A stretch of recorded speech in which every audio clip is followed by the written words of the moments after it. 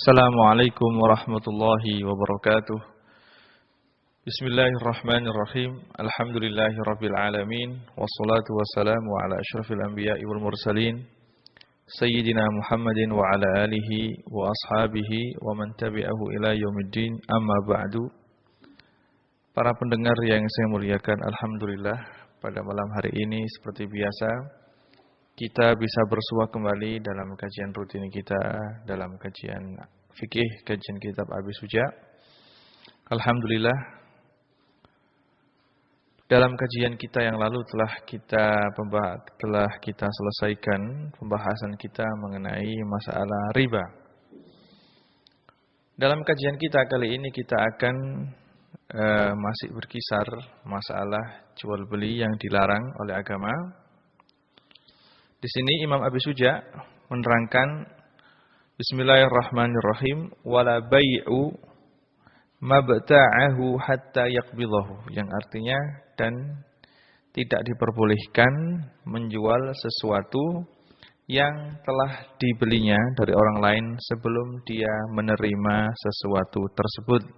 Jadi tidak sah dan tidak diperbolehkan kita menjual sesuatu kepada orang lain. Sesuatu ini kita beli dari orang ketiga, tapi barangnya belum kita terima. Jadi misalnya, kalau Anda mempunyai toko,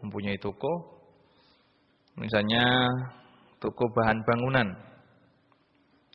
Ada orang membeli misalnya semen, membeli semen, padahal di dalam toko barangnya tidak ada. Cuma orang ini, pembeli ini datang ke toko Anda, membeli semen, dan Anda mengatakan semennya sekarang belum ada di toko, tapi insya Allah 1 jam lagi akan datang. Dan sekarang kita mengadakan transaksi. Yang penting orang tersebut telah membayar jumlah semen yang dia beli, sedangkan semennya belum ada, belum sampai ke tempat Anda, atau Anda sudah membeli dari pabriknya misalnya, tapi barangnya belum datang. Jual beli ini tidak diperbolehkan. Jadi kita tidak diperbolehkan menjual sesuatu yang kita beli dari orang lain sebelum sesuatu tersebut kita terima. Baik orang yang membeli dari kita ini membeli dengan langsung dibayar kontan, atau membeli dengan utang. Secara mutlak kita tidak diperbolehkan untuk menjual sesuatu yang mana sesuatu ini tidak ada di tangan kita. Berbeda dengan salam. Salam ini adalah akad pesan, ya. Akad pesan, saya memesan kepada Anda barang misalnya, atau kursi yang modelnya kayak gini, sifatnya seperti ini, panjangnya seperti ini, bentuknya kayak gini. Terus saya membayar, ini diperbolehkan. Tapi kalau Anda menjual sesuatu, Anda punya toko, terus ada orang membeli, barangnya belum ada di tokonya, tapi Anda sudah membeli dari orang lain, tapi belum datang, belum dikirim sama orang yang telah Anda pesani tadi misalnya, maka tidak boleh Anda menjual barang tersebut sampai Anda menerima barang tadi. Baik orang yang membeli tadi membeli langsung dengan uang kontan, dibayar langsung, atau dia membeli dengan cek atau dengan bon. Hal ini adalah berdasarkan hadis yang diriwayatkan oleh Imam Baihaqi dari sahabat Hakim bin Hizam radhiyallahu anhu qala qultu ya Rasulullah inni abta'u hadhil buyu' fama yahillu li wa ma yahrumu alayya qala ya ibna akhi la tabi'anna syai'an hatta taqbidahu. Seorang sahabat yang namanya Hakim bin Hizam, dia adalah seorang pedagang, bertanya kepada Rasulullah, wahai Rasulullah, saya adalah orang yang berdagang dan menjual banyak barang. Saya minta Rasulullah menerangkan kepada saya jual beli apa yang diperbolehkan dan jual beli apa yang diharam. Rasulullah SAW menjawab, ya ibna akhi, wahai anak saudaraku, la tabi'anna syai'an hatta taqbidahu. Janganlah kamu menjual sesuatu sampai kamu menerima sesuatu tersebut. Dan banyak sekali hadis-hadis yang menerangkan hal tersebut. Dan untuk tidak sahnya dalam hal ini, ulama Syafi'iyah mengatakan tidak sah jual beli tersebut Karena jual beli tersebut mengandung dua sebab. Sebab yang pertama, karena jual beli atau menjual barang yang belum kita terima, ini adalah karena pemilikan yang kita miliki adalah pemilikan yang lemah. Kenapa? Karena jual beli yang telah kita lakukan dengan orang ketiga ini akan misalnya barang tersebut kalau tidak datang atau barang tersebut ada cacatnya atau terjadi sesuatu yang ketidakcocokan, maka jual beli tersebut akan terfasah atau akan batal begitu saja. Maka kepemilikan yang saya miliki atas barang yang saya beli yang belum saya terima, ini adalah pemilikan yang sangat lemah sekali. Maka karena pemilikan yang saya miliki atas barang tersebut sangat lemah karena belum saya terima barang tadi, maka saya tidak boleh menjual barang tadi kepada orang lain. Ini sebab yang pertama. Sebab yang kedua, karena barang tersebut barang yang saya beli yang belum datang tadi adalah barang yang menerima dua tanggungan menerima dua tanggungan. Tanggungan yang pertama karena barang tadi saya yang menanggung atas orang yang membeli dari saya. Dan tanggungan yang kedua, tanggungan atas orang yang menjual barang tadi kepada saya. Jadi barang satu tidak mungkin menerima dua kali tanggungan. Atas berdasarkan hadis ini dan beberapa illah atau beberapa sebab yang ada, maka fuqaha para ahli fikih mengatakan jual beli yang seperti ini hukumnya tidak sah. Hukumnya tidak sah secara mutlak karena hadis yang saya sebutkan tadi. Dan untuk mentasarrufkan barang yang telah kita beli yang belum kita terima, itu tidak diperbolehkan. Baik dengan cara kita jual kepada orang lain seperti yang disebutkan dalam hadis ini, atau tasarruf yang lain juga tidak diperbolehkan. Dikiaskan dengan jual beli yang ada nas hadisnya. Misalnya kita membeli sesuatu kita membeli sesuatu yang belum kita terima, sesuatu tadi, maka sesuatu yang belum kita terima ini tidak boleh kita jadikan mas kawin misalnya, karena sesuatu tersebut belum kita terima. Kalau kita kawin misalnya, terus sesuatu yang belum kita terima tadi itu kita jadikan mas kawin, maka tidak sah. Begitu juga misalnya sesuatu yang belum kita terima tadi kita kasihkan, kita hibahkan kepada orang lain, maka tidak sah. Misalnya saya membeli mobil dan sudah saya bayar, cuma mobilnya belum diantar atau belum dikirim oleh pihak dealer, maka saya tidak boleh menjual mobil yang belum saya terima tadi. Baik menjualnya atau ditasarrufkan dengan tasarruf yang lain, misalnya untuk mobil tadi saya peruntukkan untuk calon istri misalnya sebagai mahar, atau mobil tadi saya hibahkan kepada orang lain, tetapi saya belum menerima atau pihak dealer belum mengirim mobil tadi, maka tidak diperbolehkan. Begitu juga tidak boleh kita jadikan sebagai jaminan atau rohan. Kalau kita membeli sesuatu atau membeli mobil misalnya, sedangkan pihak dealer belum mengirim mobil tadi, maka kita tidak diperbolehkan untuk tasarruf. Misalnya saya membeli sesuatu yang lain, terus mobil yang saya beli tadi saya jadikan jaminan. Ini tidak diperbolehkan karena mobil tadi belum saya terima, maka pemilikan saya atas mobil yang belum saya terima tadi adalah kepemilikan yang lemah, yang mana kapan-kapan saja jual beli yang saya lakukan dengan orang ketiga tadi bisa bubar atau bisa batal karena sebab yang mungkin bisa menyebabkan bubarnya jual beli yang telah saya lakukan. Ini adalah arti daripada wala bai'u mabta'ahu hatta yaqbidahu, dan tidak diperbolehkan menjual sesuatu yang dia beli dari orang lain sebelum dia menerima sesuatu tadi. Kemudian setelah itu Imam Abi Suja menerangkan wala yajuzu bai'ul lahmi bil hayawan, dan tidak diperbolehkan atau haram menjual daging dengan hayawan. Menjual daging dengan hayawan tidak diperbolehkan, baik menjual daging dengan hayawan yang sejenisnya, menjual daging kambing ditukar dengan kambing yang hidup, ini tidak diperbolehkan. Karena dalam hadis Rasulullah SAW seperti hadis yang diriwayatkan oleh Imam Hakim dan Imam Baihaqi, naha antuba asyatu billahmi. Rasulullah SAW melarang untuk menjual seekor kambing dijual atau ditukar dengan daging. Ada yang mengatakan jika kita menjual daging ditukar dengan hewan yang lain jenis maka diperbolehkan. Ada yang mengatakan demikian, tapi pendapat yang muktamad dalam mazhab Syafi'i tidak diperbolehkan menjual daging dengan hewan. Dengan hewan, baik hewan tersebut adalah hewan yang satu jenis atau hewan yang lain jenis. Baik hewan tersebut adalah hewan yang bisa dimakan dagingnya atau hewan yang tidak bisa dimakan dagingnya, semuanya tidak diperbolehkan. Semuanya tidak diperbolehkan. Dan termasuk tergolong dalam menjual termasuk dalam kategori menjual daging dengan hewan adalah menjual misalnya lemaknya atau dalam bahasa Jawanya gaji atau menjual misalnya menjual hatinya hati atau menjual pahanya saja, maka semuanya tidak diperbolehkan. Seperti yang saya sebutkan tadi bahwasanya dalilnya adalah hadis yang diriwayatkan oleh Imam Hakim tadi, juga sebuah hadis yang diriwayatkan oleh Imam Malik di kitabnya Muwatta, hadis mursal. Yang mana hadis mursal ini diriwayatkan oleh Imam Sa'id bin Musayyib radhiyallahu taala, an-Nabi sallallahu alaihi wasallam naha an bai'il hayawan bilahmi. Rasulullah sallallahu alaihi wasallam telah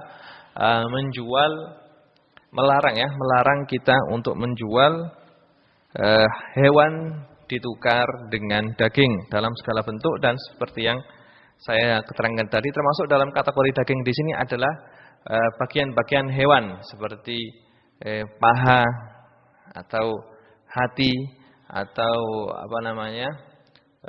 usus-ususnya, semuanya tidak boleh dijual atau ditukar dengan hewan. Terus setelah menerangkan masalah menjual hewan dengan daging, maka kalau menjual daging dengan daging, gimana hukumnya? Menjual daging dengan daging, apakah diperbolehkan? Kalau menjual daging dengan daging, maka diperbolehkan kita menjual daging kambing dengan daging kambing. Kalau memang satu jenis kalau memang satu jenis daging kambing dengan kambing, maka disyaratkan tamasul seperti kita terangkan dalam bab riba kemarin, maka harus ada kesamaan timbangannya atau takarannya. Juga tidak diperbolehkan di sana ada yang tempo, dan harus diserah terima di tempat transaksi, di tempat jual beli tersebut. Kalau memang menjual menjual daging kambing ditukar dengan daging kambing. Kalau misalnya karena daging dengan daging adalah termasuk barang ribawi, seperti yang kita jelaskan dalam kajian kita yang lalu. Kalau barang yang kita perjualbelikan adalah ribawi ditukar dengan barang ribawi, seperti daging ditukar dengan daging, kalau satu jenis maka disyaratkan 3 hal, yaitu ada tamasul, yaitu ukurannya sama, timbangannya sama, harus ada taqabud, saling serah terima, juga harus halan, harus langsung, tidak ada tempo. Tapi kalau misalnya kita menjual daging kambing kita tukar dengan daging sapi, maka juga diperbolehkan. Tapi dengan 2 syarat, yaitu syarat taqabud, harus diserah terima di tempat penjualan, juga harus yang ada hal, tidak boleh ada tempo dalam jual beli tersebut. Apakah harus sama timbangannya? Tidak disyaratkan, karena menukar daging kambing dengan daging sapi, daging kambing bukanlah jenis daripada daging sapi, maka tidak disyaratkan adanya tamasul,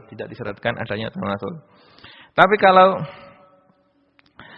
kita menjual hewan dengan hewan, kita menjual kambing dengan kambing, menukar kambing dengan kambing, maka diperbolehkan Diperbolehkan kita menukar kambing dengan kambing, karena kambing dengan kambing bukanlah termasuk barang ribawi, maka kita diperbolehkan menjual seekor kambing ditukar dengan 2 ekor kambing, atau kita menukar 3 ekor kambing ditukar dengan seekor sapi atau dengan seekor onta, maka diperbolehkan karena hewan-hewan ini bukan termasuk dalam kategori barang ribawi.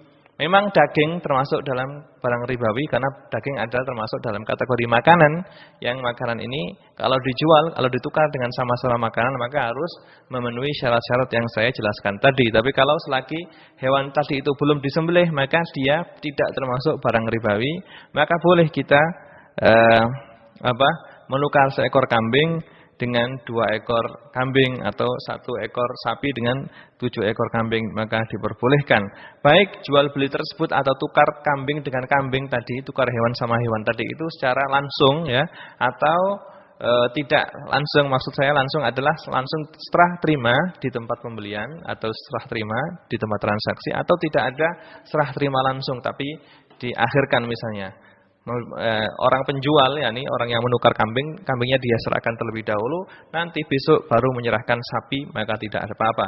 Hal ini berdasarkan sebuah hadis yang diriwayatkan oleh Imam Abu Dawud dan yang lainnya dari sahabat Abdullah bin Amr bin As radhiyallahu anhuma, anna Rasulullah sallallahu alaihi wasallam amarahu ayyujahiza jaishan fanafadat al-ibil fa amarahu ayyakhudha fi qilasis sadaqah fakana ya'khudul ba'ira bil ba'iraini ilal ibil sadaqah.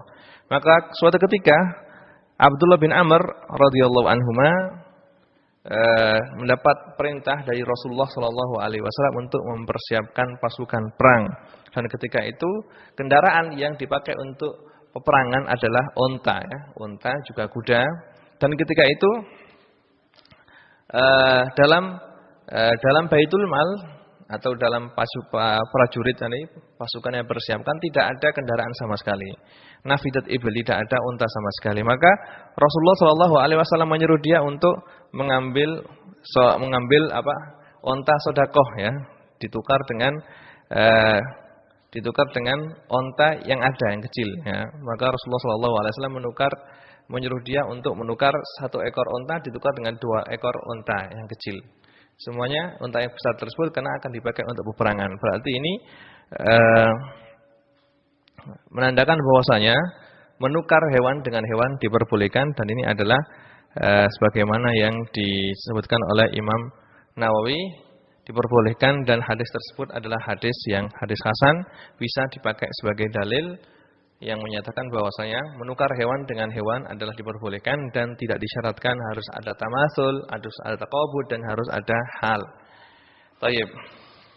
Kemudian setelah menerangkan hal tersebut, Imam Abi Suja menerangkan wa yajuzu bai'udz dzahabil fiddah mutafadilan naqdan wa kadzal mat'umatu la yajuzu bai'ul jinsi minha bijinsihi tafadhul mutafadilan wa yajuzu bai'ul jinsi minha bighairihi mutafadilan naqdan. Hal ini, masalah ini telah kita jelaskan dalam kajian kita yang lalu. Ini artinya wa yajuzu bai'udz dzahab, dan diperbolehkan kita menjual dzahab bil fiddah, ditukar dengan perak, mutafadilan dengan lain timbangannya, naqdan tapi harus langsung dibayar di tempat transaksi, tidak boleh diakhirkan ya. Serah terimanya tidak boleh diakhirkan dan tidak boleh adanya tempo dalam transaksi tersebut. Wa kadzal mat'umat, begitu juga hukum daripada makanan, la yajuzu bai'ul jinsi minha, tidak diperbolehkan menjual satu jenis makanan minha bijinsi, dengan jenis yang sama, mutafadilan secara berbeda timbangannya. Kalau beras ditukar dengan beras, nasi ditukar dengan nasi, maka harus sama timbangannya, jangan sampai berbeda. Wa yajuzu bai'ul jinsi minha bighairihi, dan diperbolehkan menjual sejenis makanan ditukar dengan jenis yang lain, mutafadilan dengan tidak sama timbangannya, naqdan tapi harus diserahkan langsung, terserah terima di tempat transaksi. Boleh. Maka kita diperbolehkan menukar tomat dengan gula, tapi dengan syarat langsung barangnya diserah terimakan di tempat transaksi, tidak boleh diakhirkan penyerahannya dan tidak boleh adanya tempo dalam hal ini. Hal ini telah kita terangkan dalam kajian kita yang lalu. Kemudian setelah itu Imam Abu Suja mengatakan wala yajuzu bai'ul gharar, dan tidak diperbolehkan. Perlu diketahui bahwasanya untuk ibaratnya para ahli fikih kalau mereka mengatakan atau menyebutkan ibarat wala yajuzu berarti tidak boleh, yang artinya haram ya. Wala yajuzu di sini artinya tidak boleh, yang mempunyai arti wa yahrum, dan diharamkan. Bai'ul gharar, jual beli yang mengandung penipuan atau jual beli yang belum jelas ya. Jual beli yang belum jelas. Jadi setiap jual beli yang di sana ada unsur penipuan, maka jual beli ini tidak diperbolehkan dan diharamkan oleh agama. Semua itu adalah untuk menghindari cekcok atau untuk menghindari perselisihan yang terjadi antara penjual dan pembeli pada esok hari jika ternyata jual beli yang mereka lakukan mengandung unsur penipuan. Ini adalah hikmah daripada agama Islam, yang mana agama Islam adalah agama yang luas dan menertibkan semua bentuk urusan manusia, sehingga Rasulullah SAW dalam hal ini setiap jual beli yang di situ ada unsur penipuannya, maka jual beli tersebut tidak sah atau haram. Hal tersebut adalah berdasarkan sebuah hadis, yang mana hadis ini seperti yang telah kita jelaskan dalam kajian yang lalu, diriwayatkan oleh beberapa ahli hadis yang bunyinya naha Rasulullah sallallahu alaihi wasallam an bai'il gharar. Rasulullah sallallahu alaihi wasallam melarang kita untuk melakukan setiap jual beli yang mengandung unsur penipuan. Gharar di sini adalah namanya gharar. Gharar adalah unsur penipuan, dan kata-kata gharar di sini adalah mempunyai arti yang sangat besar sekali, yang sangat luas sekali. Jadi ini tidak sekedar dalam bentuk jual beli. Setiap akad atau setiap transaksi muamalah, baik itu jual beli atau sewa menyewa atau misalnya gadai, semuanya itu tidak diperbolehkan kalau di sana ada yang namanya gharar, ada unsur penipuan.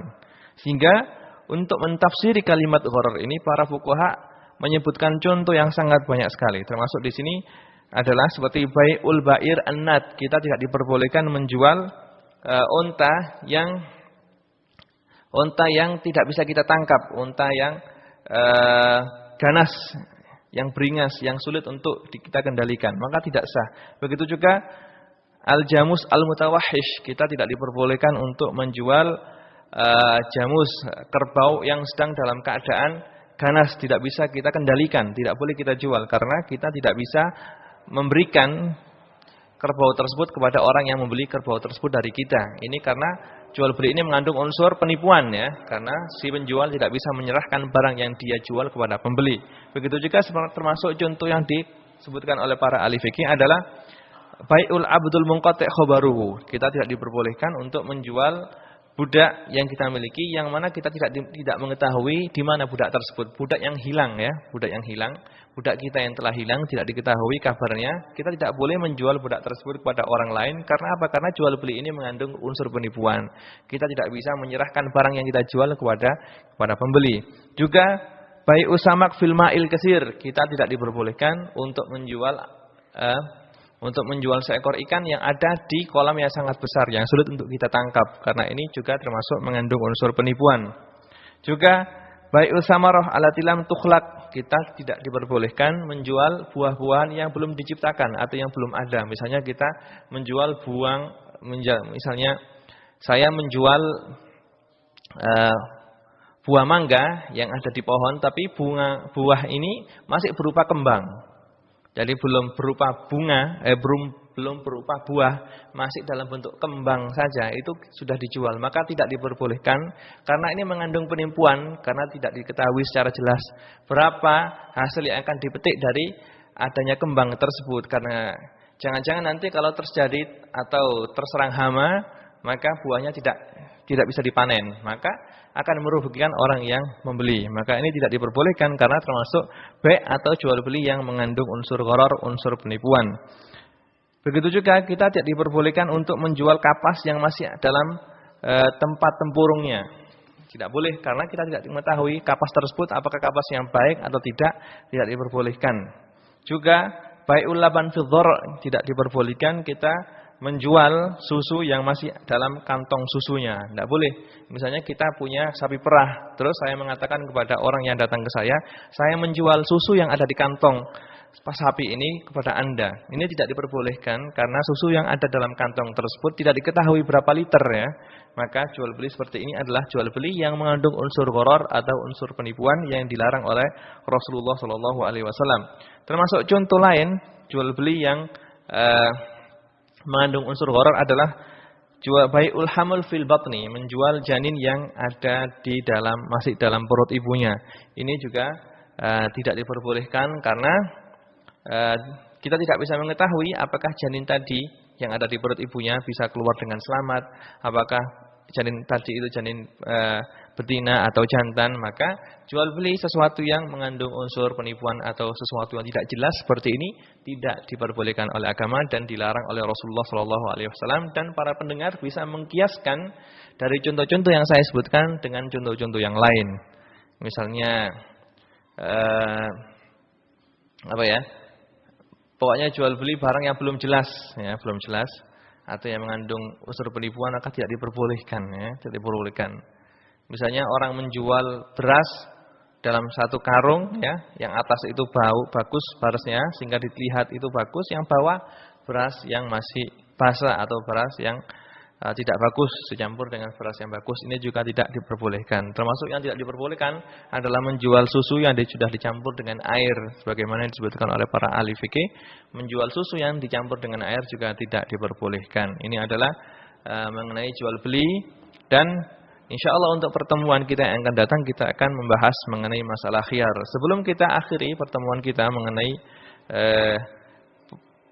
keterangan mengenai jual beli, di sini saya ingin menyebutkan beberapa akhlak atau beberapa tata krama, beberapa adab sopan santun yang harus dimiliki oleh orang yang melakukan jual beli. Termasuk adab atau sopan santun yang harus dimiliki oleh orang yang berdagang atau melakukan transaksi jual beli adalah as-samahah fil bai'i wasyira. Dia harus mempunyai sifat pemurah dan mudah dalam melakukan transaksi. Jadi jangan sampai kita ini terlalu keras atau terlalu ngotot dalam jual beli. Kita harus mempunyai sifat pemurah dalam jual beli. Kalau ada orang yang butuh misalnya untuk hutang, maka dipersilahkan. Yang penting orang tersebut bisa membayar sesuai dengan waktu. Seandainya dia sudah berusaha untuk membayar tepat pada waktunya, tapi dia subhanallah ada cobaan misalnya sehingga tidak bisa membayar tepat pada waktu, maka kita ya memaklumi orang tersebut. Kita bisa memberikan tempo yang lebih panjang lagi kepada dia supaya berusaha untuk membayar utangnya.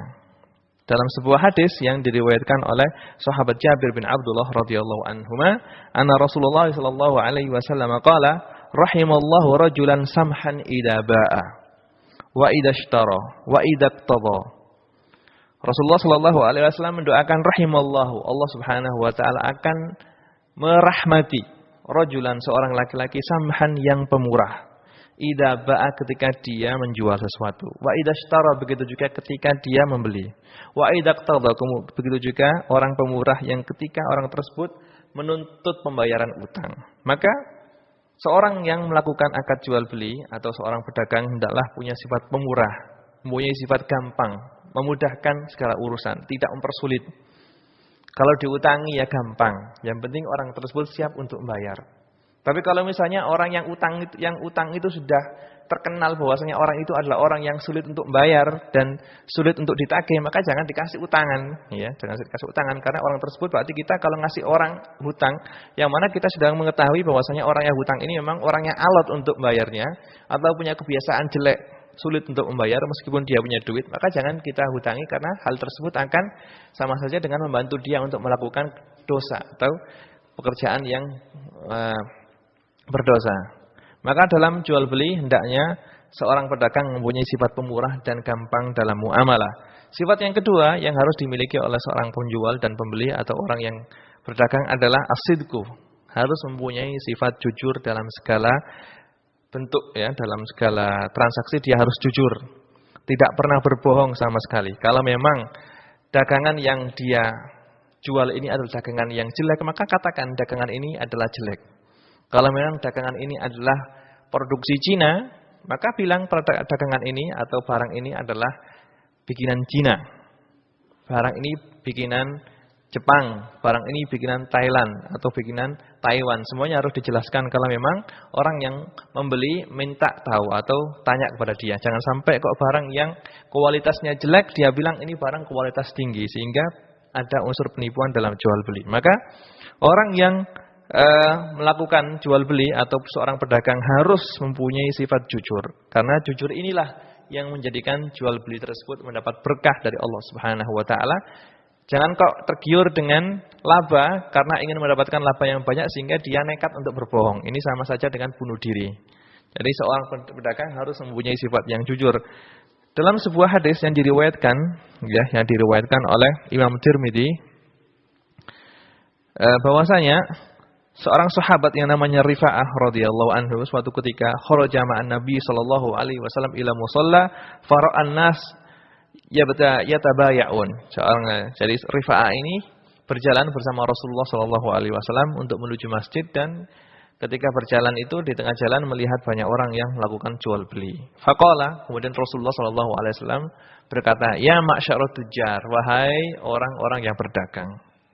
Kemudian dengan perkataan Rasulullah sallallahu alaihi wasallam ini semua orang yang berdagang di situ menengok kepada Rasulullah.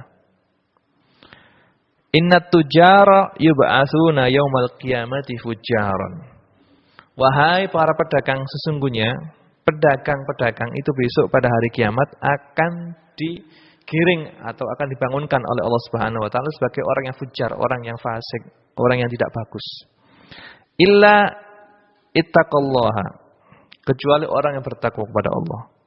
Wa barra, dan berbuat kebaikan, wa shadaqa, dan orang yang jujur. Jadi pedagang jika dia tidak berbuat kebaikan dan jika dia tidak jujur dan tidak takut kepada Allah Subhanahu wa taala dalam berdagang, maka besok pada hari kiamat akan digiring oleh Allah Subhanahu wa taala, akan dikumpulkan dengan orang-orang yang fasik, dengan orang-orang yang jelek. Dalam sebuah hadis yang lain yang diriwayatkan oleh Imam Tirmidzi juga dari sahabat Abi Sa'id Al-Khudri radhiyallahu anhu, Ani Nabi sallallahu alaihi wasallam qala at-tajiru as-saduq al-amin ma'an nabiyyin was-siddiqin wasyuhada was-shalihin. Yang artinya bahwasanya at-tajir as-saduq, seorang pedagang yang jujur, al-amin, yang bisa dipercaya, ma'an nabiyyin, besok derajatnya akan sama atau akan bersama dengan para nabi, was-siddiqin, dan orang-orang yang siddiq, yang jujur, wasyuhada, dan orang-orang yang mati syahid. Jadi pedagang jangan anggap remeh. Jadi orang yang berdagang adalah pekerjaan yang sangat mulia. Kalau memang berdagang ini diniati untuk melakukan kewajiban, yaitu untuk demi membiayai atau memberi nafkah pada anak dan istri, maka berdagang ini mendapatkan pahala karena berdagang ini adalah sebuah pekerjaan yang wajib bagi seorang laki-laki, seorang suami untuk menafkahi, memberi nafkah untuk istri dan anaknya. Dia melakukan berdagang, maka berdagang ini hukumnya adalah wajib. Kalau sebuah kewajiban, maka otomatis wajib ini atau berdagang ini akan diberi pahala oleh Allah Subhanahu wa taala. Dan pahalanya sangat besar sekali. Apa? Dia akan masuk surga, berkumpul dengan para nabi dan para orang yang syahid dan orang yang ahli jujur. Kalau memang pedagang tadi adalah pedagang yang apa? Barro, yang berbuat kebaikan, wattaqo, dan pedagang yang bertakwa, yang takut kepada Allah Subhanahu wa taala, wasodaqo, dan pedagang yang jujur. Terus termasuk akhlak atau budi pekerti yang harus dimiliki oleh seorang pedagang adalah adzamul halaf, tidak pernah sumpah. Meskipun sumpah yang dia ucapkan ini adalah sumpah yang benar, yang tidak bohong. Jangan sampai sekali-kali Anda mengucapkan kata-kata sumpah demi untuk melariskan dagangan Anda, meskipun dagangan atau sumpah yang Anda ucapkan adalah sumpah yang benar, tidak bohong. Biasanya kalau ditanya, "Ini Pak, ini kok apa ini? Ini barangnya kok jelek ini mungkin bikinan Cina." Terus mentang-mentang Anda, "Wallahi ini bukan bikinan Cina, ini bikinan Jepang nih. Coba lihat ini." Meskipun benar, jangan sampai melakukan sumpah, jangan sampai melontarkan sumpah. Secara mutlak, sumpah ini harus ditinggalkan. Dalam sebuah hadis yang diriwayatkan oleh Imam Muslim dari sahabat Abu Hurairah radhiyallahu anhu, bahwasanya sahabat Abu Hurairah telah mendengar Rasulullah sallallahu alaihi wasallam telah bersabda, "Al-halifu manfaqatun lisil'ah wa mamhaqatun lil barakah."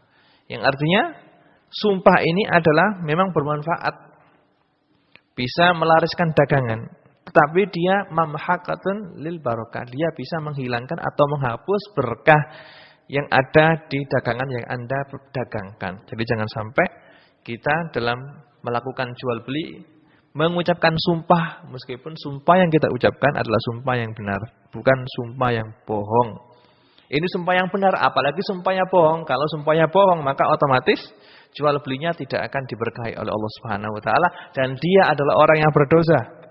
Dalam sebuah hadis yang diriwayatkan oleh Imam Bukhari dan Imam Muslim dari sahabat Abi Dzar radhiyallahu anhu, an Nabi sallallahu alaihi wasallam qala salasatun la yandurullahu ilaihim yaumal qiyamah wa la yuzakkihim wa lahum adzabun alim. Qulna man hum ya Rasulullah? Faqad khabu wa khasiru. Faqala al-mannanu wal musbilu izarahu wal munfiqu sil'atahu bil halifil kadhib.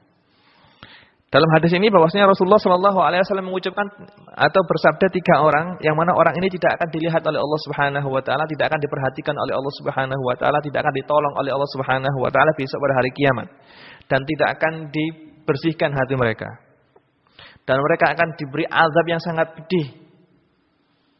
Siapa mereka ini? Mereka adalah al-mannan, orang yang suka undat-undat kalau bahasa namanya. Kalau sudah ngasih sesuatu terus dia selalu menyebut-nyebutkan sesuatu yang dikasihkan kepada orang lain. Ini tidak diperbolehkan. Wal musbilu izarahu, dan orang yang menurunkan sarungnya atau pakaiannya. Maksudnya orang yang pakai sarung atau pakai pakaian itu terlalu pendek atau terlalu panjang sehingga hampir menyentuh tanah. Hal itu dilakukan karena sombong misalnya.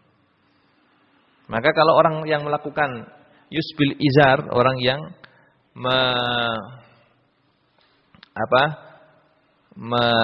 memanjangkan sarungnya sampai hampir menyentuh tanah karena sifat sombong, maka dia tidak akan dilihat oleh Allah dan tidak akan diperhatikan oleh Allah Subhanahu wa taala. Begitu juga wal munfiqu sil'atahu bil halif, orang yang menjual, yang melariskan atau menawar-nawarkan barangnya, barang dagangannya dengan haliful kadzib, dengan sumpah yang palsu. Maka orang tersebut akan mendapatkan azab alim, akan mendapatkan siksa yang pedih besok pada hari kiamat dari Allah Subhanahu wa taala. Kemudian termasuk akhlak atau budi pekerti orang yang berdagang adalah al-iktsaru minas shadaqah, hendaknya dia memperbanyak sedekah. Karena apa? Karena dalam sebuah hadis bahwa sedekah itu adalah bisa menjadi pelebur dosa dan bisa menolak bala. Begitu juga dengan memperbanyak sedekah ini bisa apa? Nanti diharapkan sedekah yang kita lakukan ini bisa menghapus segala sesuatu kesalahan yang kita lakukan ketika kita melakukan transaksi jual beli. Misalnya kita sumpah tidak sengaja misalnya, atau berbohong tidak sengaja, naudzubillah. Maka dengan melakukan sedekah ini, pahala sedekah ini akan menghapus daripada kesalahan-kesalahan yang telah kita lakukan, ya. Karena kebaikan itu bisa menghapus kejelekan yang telah kita lakukan. Dalam sebuah hadis yang diriwayatkan oleh Imam Tirmidzi dari sahabat Qais bin Abi Gharzah radhiyallahu anhu, qala kharaja alaina Rasulullah sallallahu alaihi wasallam wa nahnu nusamma samasira. Faqala ya ma'syara tujjar, inna syaitana wal itsma yahduranil bai'a fashubu bai'akum bis-shadaqah. Wahai orang-orang yang berdagang, inna syaitan, sesungguhnya syaitan, wal isma, dan dosa, yahduran, itu mereka berdua datang ketika kamu melakukan jual beli. Fashubu bai'akum bis-shadaqah, maka campurlah jual beli kamu dengan sedekah. Karena syaitan itu datang ketika kita melakukan transaksi jual beli, begitu juga dosa itu datang ketika kita melakukan transaksi jual beli, maka campurkan jual beli kamu dengan sedekah, sehingga adanya dosa dan setan ini tertolak dengan adanya sedekah tersebut. Kemudian termasuk akhlak atau budi pekerti yang harus dimiliki oleh seorang pedagang adalah dia harus hati-hati dalam jual beli, dan termasuk yang dianjurkan adalah hendaknya dia kalau melakukan transaksi jual beli, mendatangkan saksi dan menulis setiap transaksi jual beli yang telah dia lakukan. Apalagi kalau jual beli yang dia lakukan adalah jual beli dengan nasi'ah, dengan dibayar nanti. Orang yang menjualnya itu, orang yang membeli masih bayarnya nanti. Atau Anda membeli sesuatu yang mana Anda tidak bisa membayar seketika itu juga, tapi membayarnya nanti. Atau Anda diutangi orang, tidak bayar langsung. Maka seharusnya dan disunahkan untuk mencatat transaksi yang telah Anda lakukan, begitu juga mendatangkan saksi atas transaksi yang telah Anda lakukan. Hal ini adalah yang telah dianjurkan oleh Al-Quran dalam surat Al-Baqarah ayat 282. Allah Subhanahu wa taala telah berfirman, Ya ayyuhalladzina amanu idza tadayantum bidainin ila ajalin musamman faktubu. Wahai orang-orang yang beriman, idza tadayantum, kalau kamu saling hutang-hutang, bidainin ila ajalin musamma, dengan tempo yang telah kamu tentukan, faktubu, maka tulislah akad hutang piutang tadi. Subhanallah, dikhawatirkan nantinya pada suatu ketika kamu lupa dengan hutang yang Anda lakukan, atau lupa berapa hutang yang dia ambil. Maka dengan adanya tulisan ini, maka tulisan ini bisa menjaga kelalaian Anda, sehingga Anda bisa membayar hutang Anda sesuai dengan transaksi yang telah Anda lakukan, sehingga Anda tidak mendolimi orang yang telah Anda hutangi. Gitu ya. Ini adalah termasuk juga dalam ayat yang lain, fa'ashidu idza tabayatum, dan hadirkanlah saksi jika Anda atau jika kamu melakukan akad jual beli. Apalagi akad jual beli barang yang mahal, rumah, mobil, maka seharusnya di sana ada catatan, juga ada saksi yang menyaksikan akad jual beli tersebut. Semuanya itu adalah untuk menghindari, sedini mungkin kita bisa menghindari kesalahpahaman atau menghindari pertikaian yang terjadi jika terjadi ketidakcocokan antara penjual dan pembeli. Ini adalah semuanya telah diatur oleh Allah Subhanahu wa taala. Itu semuanya adalah demi agar manusia ini bisa hidup dengan saling rukun dan tentram, tidak ada rasa dengki dan rasa dendam di antara mereka. Semuanya ini telah diatur oleh Allah Subhanahu wa taala. Kiranya cukup sekian kajian yang bisa kita ambil untuk kesempatan kita pada malam hari ini. Mudah-mudahan apa yang telah kita kaji bisa selalu mendapatkan berkah dari Allah Subhanahu wa taala, dan kita mohon dan berdoa kepada Allah Subhanahu wa taala semoga apa yang telah kita kaji dijadikan oleh Allah Subhanahu wa taala sebagai ilmu yang manfaat.